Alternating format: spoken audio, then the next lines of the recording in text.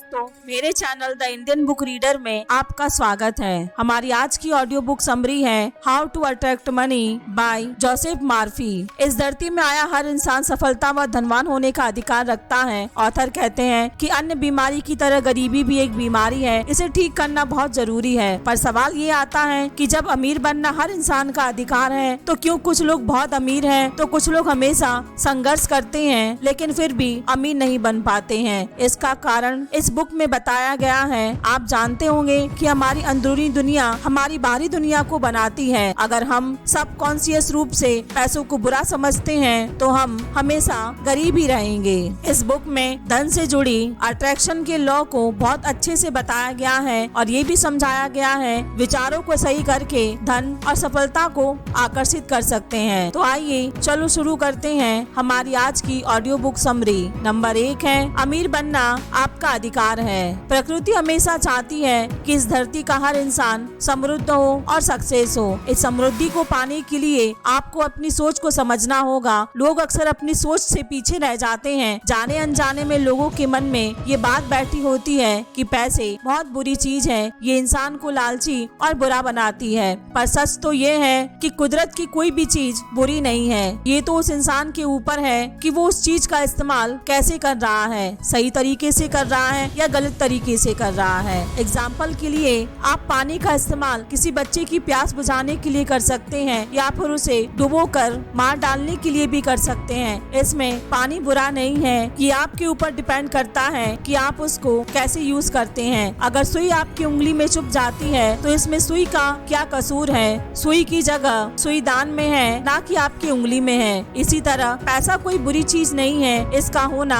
आपके लिए बहुत ही ज्यादा बेनिफिट है। धन को अट्रैक्ट करने के लिए ऑथर्स ने हमें यहाँ पर कुछ पॉइंट्स बताए हैं। नंबर 1 है पैसों से जुड़े सारे नेगेटिव थॉट्स को अपने मन से निकाल दे। पैसा कभी बुरा नहीं होता है, इसका होना आपके लिए और आपसे जुड़े लोगों के लिए बेहतर जीवन लेकर आता है। नंबर 2 है पैसों को हमेशा आशीर्वाद दें। अगर आप किसी के पास अधिक धन देखें तो उसके प्रति खुशी को महसूस करें। ऐसा करके आप अपनी और धन और समृद्धि को अट्रैक्ट कर रहे हैं, क्योंकि जब हम किसी चीज से खुश होते हैं तो उसे पसंद करते हैं तो वो हमारे जीवन में आना शुरू हो जाती है। अगर आप दूसरों की दौलत से सफलता से जलन रखते हैं तो आप उस धन के प्रति अपनी नेगेटिव भावना जाहिर कर रहे हैं, जिससे वो आपसे हमेशा के लिए दूर हो जाएगी। जाने अनजाने आप जब भी किसी चीज को नकारते हैं और उससे नफरत करते हैं या जलन रखते हैं तब हम उस इंसान से नहीं बल्कि उस धन से नफरत करते जा रहे हैं। इसलिए आपके जीवन में धन प्रवाह नहीं हो पाता है। जब आप दूसरों की सफलता से खुश होते हैं, आशीर्वाद देते हैं, तब आप अपने लिए भी समृद्धि के रास्ते खोल रहे होते हैं। अपने आप को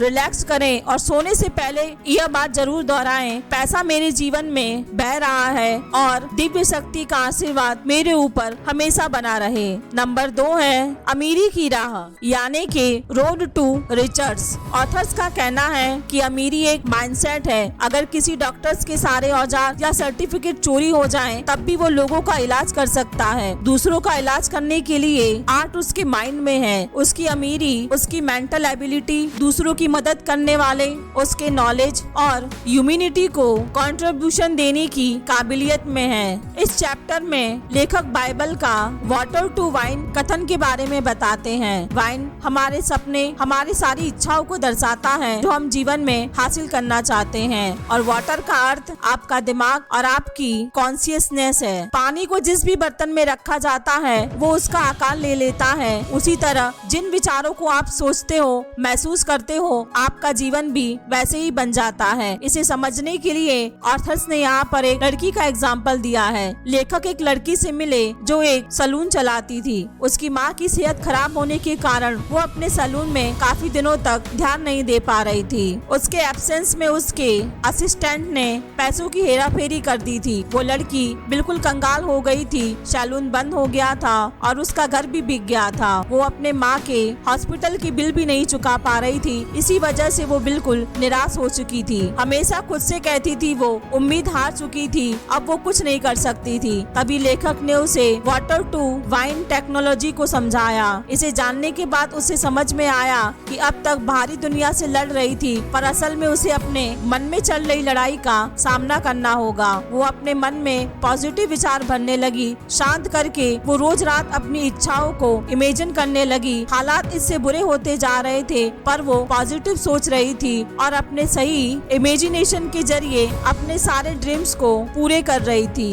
वेल्थ की कॉन्शियसनेस ही वेल्थ को जन्म देती है। धन हमारे चेतन मन का एक मानसिक हिस्सा है। सच तो यह है कि ईश्वर की सारी संपत्ति और समृद्धि आपके अंदर है, जो बाहर निकलने के लिए इंतजार कर रही है। नंबर 3 है दिमागी स्तर पर स्वीकार करना। जो लोग आर्थिक रूप से कमजोर होते हैं, उनको शुरू में ऐसे बयानों में कुछ मदद नहीं मिलती है, जैसे कि मैं स्वस्थ हूँ, मैं समृद्ध हूँ, मैं सफल हूँ। ऐसे स्टेटमेंट कंडीशन को और ज्यादा खराब कर देते हैं। इसका कारण है सबकॉन्शियस माइंड सिर्फ वही स्वीकार करता है जो आइडिया या इमेजिनेशन हमारे दिमाग में होता है। जब वो बोलते हैं कि मैं समृद्ध हूँ, तो उनके अंदर कमी आने की अनुभव की भावना ज्यादा मजबूत होती है, ना कि समृद्ध होने की। इसलिए वो खुद से ज्यादा बातें करते हैं कि मैं समृद्ध नहीं हूँ, मैं तो गरीब हूँ। हम अपने सबकॉन्शियस माइंड को इस बात की पुष्टि कराते हैं, मैं व्यस्त रख सकता हूँ, जैसे मैं हर रोज समृद्ध हो रहा हूँ, मेरी दौलत या नॉलेज एक साथ बढ़ रही है, मैं फाइनेंशियली आगे बढ़ रहा हूँ। इस तरह की पुष्टि मन में संघर्ष पैदा नहीं करेगी। एग्जाम्पल के लिए, अगर किसी सेल्समैन के पास सिर्फ 10 सेंट है, तो वो आसानी से मान सकते हैं कि उसके पास अगले दिन ज्यादा आ सकते हैं। उसके दिमाग में ऐसा कुछ नहीं आ सकता है कि वो अगले दिन भी पैसा नहीं कमा सकता है। वो ऐसे बयानों का उपयोग कर सकता है कि मेरी बिक्री हर दिन बढ़ रही है। उसका यह स्टेटमेंट मेंटली रूप से उसे स्वीकार करना होगा, जो उसे रिजल्ट देगा और जो वो चाहता है। लेकिन जब भी सच होगा, तब वो सोचेगा, बोलेगा या उसे एक्सपीरियंस करेगा कि भगवान के पास धन की कोई कमी नहीं है। इंसान 3 थॉट्स पर काम करके अच्छे रिजल्ट पा सकता है। नंबर 1 है हेल्थ, नंबर 2 है वेल्थ और नंबर 3 है सक्सेस। वेल्थ भगवान की एक गुणवत्ता है, धन भगवान की है जो कभी खत्म नहीं होती है, और सफलता भी भगवान की है, क्योंकि भगवान हर चीज में सफल होते हैं। एक तरीका है जिसके अद्भुत परिणाम पाए जा सकते हैं, और वो है शीशे के आगे खड़े हो जाएं और 5 से 10 मिनट तक दोहराएं, मैं स्वस्थ हूँ या मैं सफल हूँ। बोलने की जरूरत नहीं है, क्योंकि ये अफर्मेशन मन में भ्रम पैदा करना चाहती है, लेकिन सिर्फ स्वस्थ, धन या सफलता दोहराने से बहुत अच्छे परिणाम मिलते हैं। डॉक्टर मार्फी का कहना है कि धन हमारे दिमाग में होती है, और वो इसका एक उदाहरण भी देते हैं। एक युवा लड़का था ऑस्ट्रेलिया का, जो डॉक्टर बनना चाहता था, लेकिन ना तो उसके पास पैसा था और ना ही कोई डिग्री थी। अपने खर्चों के लिए वो एक डॉक्टर का ऑफिस साफ करता था, कांच साफ करता या उसकी मरम्मत करता था। हर रात जब वो सोने जाता, तो वो इमेजिन करता था एक वॉल पर डिप्लोमा लगा था, जिसमें बोल्ड लेटर्स में उसका नाम लिखा था। वो मेडिकल बिल्डिंग में दीवार पर लगे डिप्लोमा साफ करता था। उसके लिए कल्पना करना मुश्किल नहीं था। ऐसा उसने कुछ महीनों तक किया। कुछ समय बाद हमें उसके परिणाम मिलने शुरू हो जाते हैं। एक डॉक्टर को वो लड़का पसंद आ गया, और उस डॉक्टर ने उस लड़के को अपने पास ट्रेनिंग पर रख लिया और कुछ चीजों की ट्रेनिंग दी। डॉक्टर ने उसे अपने खर्चों पर हाई स्कूल और फिर कॉलेज में भेजा। ये लड़का आगे चलकर कनाडा का एक बहुत बड़ा डॉक्टर बन गया। उसके दिमाग में बिल्कुल वही इमेजिन थी जो उसे चाहिए था। उसके पास एक सपना था, क्योंकि उसकी दौलत उसके दिमाग में थी। वो ऐसा सोचता था कि मेरे पास तो डिग्री नहीं है, पैसा नहीं है, मेरे पास संसाधन नहीं है, और ऐसा सोचने से उसका सपना शुरू होने से पहले ही खत्म हो जाता। उसकी दौलत उसके विचारों में थी या खुद की स्पिरिचुअल पावर का इस्तेमाल करने में थी, जिसने उसे सक्सेस बनाया। डॉक्टर मार्फी का कहना है कि हम जो भी करते हैं वो हमारे इंटरनल इमेज, इमोशंस और हमारे फेथ का जवाब होता है। जो हम अपने मन के अंदर सोचते हैं, वही हमारे बिहेवियर में प्रकट होता है। वो अपना खुद का एग्जाम्पल देके बताते हैं। वो इमेजिन करते थे कि उनकी एक प्रसिद्ध किताब मैजिक ऑफ फेथ का अनुवाद फ्रेंच में हो रहा है, जैसे उनका सपना था। कुछ हफ्ते तक हर रात वो सोने से पहले खुद को इसी किताब को फ्रेंच एडिशन में पढ़ते हुए इमेजिन करते थे। सन 1954 में क्रिसमस के ठीक पेरिस के एक मेजर पब्लिसिस्ट में एक पत्र उन्हें मिला, जिसमें उनकी किताब मैजिक ऑफ फेथ को फ्रेंच में ट्रांसलेशन करने की और सारी फ्रेंच स्पीकिंग कंट्रीज में प्रमोट करने की इजाजत मांगी गई थी। और अंत में उनका सपना पूरा हो गया, जिसको उन्होंने जैसा इमेजिन किया था उनको वैसा ही रिजल्ट देखने को मिला। अगर हमने समझ लिया है कि हमारा दिमाग कैसे काम करता है तो हमारे साथ अच्छा ही होगा। सोचना और महसूस करना हमारी नियति होती है। कॉन्शियस में ठीक से हम सब कुछ पा सकते हैं। कॉन्शियस के ठीक से हम सब कुछ पा सकते हैं। वेल्थ की कॉन्शियस हमें वेल्थ देती है और हेल्थ की कॉन्शियस हमें हेल्थ देती है। अगर आप अपने दोस्तों को बताते हैं कि आप एक नया बिजनेस स्टार्ट करने वाले हो तो हो सकता है कि वो आपको बहुत सारे ऐसे कारण दे कि आप इसे कैसे शुरू कर सकते हैं। वो आपके दिमाग में अनसक्सेस होने का डर पैदा कर सकते हैं। लेकिन जब आप जागरूक होते हैं स्पिरिचुअल पावर के बारे में जो आपके थॉट्स का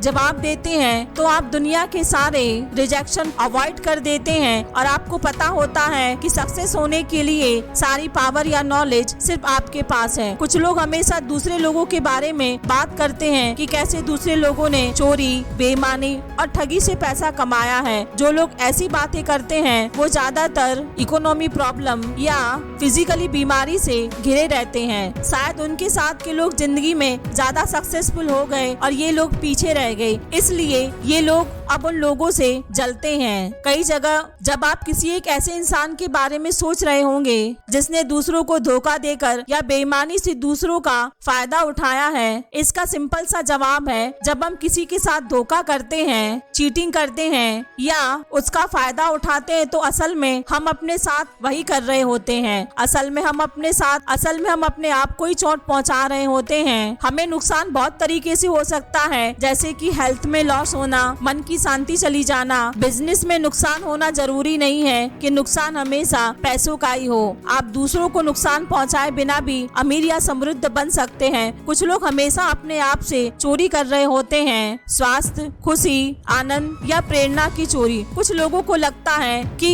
उन्हें कभी चोरी नहीं की है, लेकिन सच नहीं है। जब भी हम किसी से जलते हैं, उसका बुरा सोचते हैं या उसकी दौलत या सक्सेस को मनी मन कोसते हैं तो असल में ये खुद से ही चोरी करने जैसा है। अपने घर, बिजनेस या बाकी चीजों के लिए प्रार्थना डेली यूज करें। गॉड वो शक्ति है जो हर जगह प्रेजेंट होती है और वही डिसाइड करता है कि सूरज कब उगेगा और कब ढलेगा। उसकी नजर हमेशा हमारे बिजनेस, हमारे घर पर और उन हर चीजों पर होती है जो हमसे जुड़ी होती है। आप सबको अपनी समस्याओं का समाधान अपने अंदर ढूंढना चाहिए। अगर आपको फाइनेंशियली प्रॉब्लम है तो सोने से पहले ये प्रार्थना हमेशा रिपीट करें कि अब मैं आराम से सोऊंगा, मैंने सब कुछ भगवान पर छोड़ दिया है। जैसे ही सूरज उगेगा मुझे मेरे जवाब मिल जाएंगे, क्योंकि आने वाले उजाले के लिए प्रार्थना करें और हर रात अपनी नींद अच्छे से लें। गरीबी में जब लोग भूखे होते हैं तो आप खाना ढूंढते हो, जब आप परेशान होते हो तो शांति ढूंढते हो, जब आप कमजोर होते हो तो पावर ढूंढते हो। आपकी समृद्धि की चाहत भी एक भगवान की आवाज है जो आपको बोलती है कि इसको अपनी हर रोज की प्रार्थना में जरूर बोलें। भगवान ही सारी शक्तियों का जरिया है, भगवान की शक्ति ही मेरी शक्तियाँ हैं। मैं हमेशा अपनी सच्ची वर्थ के लिए सचेत रहता हूँ। मैं अपने टैलेंट को यूज करके अमेजिंग रिजल्ट हासिल कर सकता हूँ और मैं भगवान को धन्यवाद देता हूँ। हम जो भी हेल्थ, वेल्थ या सक्सेस पाना चाहते हैं वो सबसे पहले इनविजिबल होती है। सब कुछ अदृश्य ही होता है। कुछ भी रियल यानी कि ऑब्जेक्टिवली पाने से पहले हमारे दिमाग में होता है। वेल्थ की फीलिंग ही हमको वेल्थ प्रोड्यूस करती है और प्रोड्यूस कॉन्शियस ही एक स्ट्रेंथ है। ये वो स्ट्रेंथ है जिसको हम फील करते हैं, जिस पर हम विश्वास करते हैं और लास्ट में अपने माइंड और हार्ट को खुला रखें। या ये हमेशा याद रखें, गॉड ही हमारा पायलट है और गॉड ही हमें लीड कर रहा है, या गॉड ही हमारा काउंसलर है जो हमें समृद्धि देगा। तो दोस्तों, ये थी हमारी आज की audio book summary how to attract money, जो कि आपको कैसी लगी मुझे कमेंट करके जरूर बताइए और साथ ही ऊपर बताए गए सभी रूल्स को फॉलो कीजिए ताकि आप भी अपने जीवन में हेल्दी, वेल्दी और सक्सेस पा सकें। और साथ ही मेरे चैनल को लाइक, शेयर और सब्सक्राइब कीजिए। धन्यवाद।